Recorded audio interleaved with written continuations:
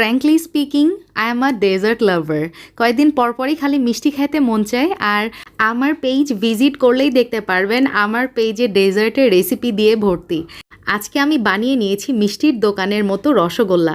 খাইতে অসম্ভব মজা ছিল, আর রসগুলো এমনভাবে সোক করে নিয়েছিল, ওই যে হোটেলের স্পঞ্জ মিষ্টিগুলো যেমন হয় না, ঠিক তেমনই একদম পানির মতো সহজভাবে শেয়ার করব আমার ভিউয়ার্সের সাথে আজকের এই রেসিপি। কারণ as you all know already Hridoy Ferdous Khan channel মানেই সহজ recipe, easy recipe. So without any further delay let's start our cooking. প্রথমে একটা পাতিলে আমি নিয়েছি 1 লিটার পরিমাণ তরল দুধ, এবং দুধে দেখতে পাচ্ছেন খুব সুন্দরভাবে বলক চলে আসছে। চুলার জালটা কিন্তু এই পর্যায়ে অফ আছে। একটা বাটিতে 2 টেবিল চামচ সিরকা এবং তার মধ্যে 4 টেবিল চামচ পানি দিয়ে মিলিয়ে নিয়েছি, এবং সেখান থেকেই অল্প অল্প করে পানি আমি দুধের সাথে মিলিয়ে নিচ্ছি। দেখতে পাচ্ছেন আমার ছানা কিন্তু কেটে নেওয়া শেষ। এখন একটা পাতলা কাপড়ের ওপর আমি এই পানিটা ঝরিয়ে নিব। আপনারা কিন্তু সিরকার পরিবর্তে এখানে লেবুর রসও ব্যবহার করতে পারেন। 2 থেকে 3 বার পরিষ্কার পানি দিয়ে ধুয়ে নিতে হবে, যাতে সিরকার টক ভাবটা চলে যায়। আর ছানা আমি এভাবে ট্যাপের সাথে বেঁধে 1 ঘন্টার জন্য ঝুলিয়ে রাখবো। চাপাচাপি করতে হবে না, কিছুই না, এভাবে জাস্ট কিছু সময় ঝুলে রাখলেই আপনি পারফেক্ট কনসিস্টেন্সির ছানা কিন্তু পেয়ে যাবেন। আর আমি হাতের মধ্যে নিয়ে একটু ডলে নিচ্ছি, দেখতে পাচ্ছেন কতটা স্মুথ হয়েছে আমার ছানা। এটাই প্রমাণ রসগোল্লার জন্য আমার ছানাটা কিন্তু একদম পারফেক্ট হয়েছে। এখন একটা কড়াইয়ের মধ্যে মেপে মেপে 4 কাপ আমি পানি দিয়ে দিয়েছি, এবং তার সাথে অ্যাড করে দিচ্ছি 1 কাপ চিনি এবং 2টা এলাচ।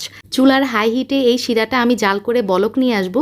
তারপর 3 মিনিটের মতো চুলাতেই রেখে দিব মিডিয়াম আঁচে। সো এইদিকে শিরাটা হইতে থাক, আমি ছানার প্রিপারেশনটা করে নিচ্ছি। এখানে আমি 1 কাপ ছানা পেয়েছি 1 লিটার দুধ থেকে। 1 কাপ ছানার জন্য আমি 1 চা চামচ ময়দা এবং 1/2 চা চামচ চিনি এখানে ব্যবহার করেছি। জাস্ট এই সিম্পল রেশিওটা মাথায় রাখবেন, তাহলে আপনার ছানা যতগুলাই হোক না কেন এই পরিমাণ অনুযায়ী কম বা বেশি করে নেবেন, তাহলেই হয়ে গেল। যাই হোক, আমি 2 মিনিট ছানাটাকে মেখে নেওয়ার পর একটা মিষ্টির শেপ দিলাম। দেখতে পাচ্ছেন মিষ্টিতে কিন্তু ক্র্যাক আছে, তার মানে আমার ছানাটা আরও কিছুক্ষণ মেখে নিতে হবে। সো আরও 2 মিনিট মেখে নেওয়ার পর দেখতেই পাচ্ছেন আমার মিষ্টিটা কিন্তু একদম স্মুথ একটা ফিনিশিং আসছে। তার মানে আমার ছানাটা কিন্তু পারফেক্টভাবে মথে নেওয়া হয়ে গেছে। এখন আমি সবগুলো ছানা থেকে ছোট ছোট লেচি কেটে নিয়েছি, এবং হাতের সাহায্যে দেখতে পাচ্ছেন সবগুলো ছানা থেকে আমি সুন্দরভাবে রসগোল্লার সাইজে মিষ্টি বানিয়ে নিয়েছি। আমার 12টার মতো মিষ্টি হয়েছে আলহামদুলিল্লাহ। এইদিকে আমার শিরাটাও কিন্তু একদম রেডি।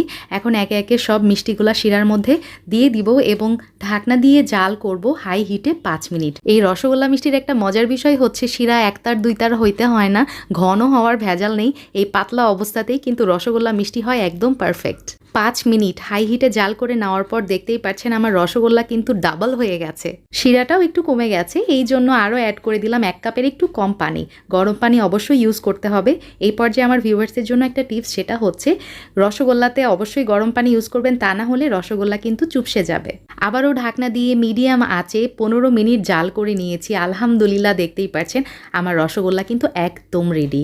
রসগোল্লা যে পারফেক্টভাবে হয়েছে বুঝবো কিভাবে? এই যে দেখতে পাচ্ছেন কাচের গ্লাসে একটু পানি নিয়েছি, এবং তার মধ্যে একটা মিষ্টি ছেড়ে দিলাম। মিষ্টি কিন্তু গ্লাসের তলায় পড়ে আছে, তার মানে আমাদের রসগোল্লা একদম রেডি। মিষ্টি যদি পানিতে ভেসে থাকতো তাহলে আমাদের আরও কিছুক্ষণ জাল করতে হইতো।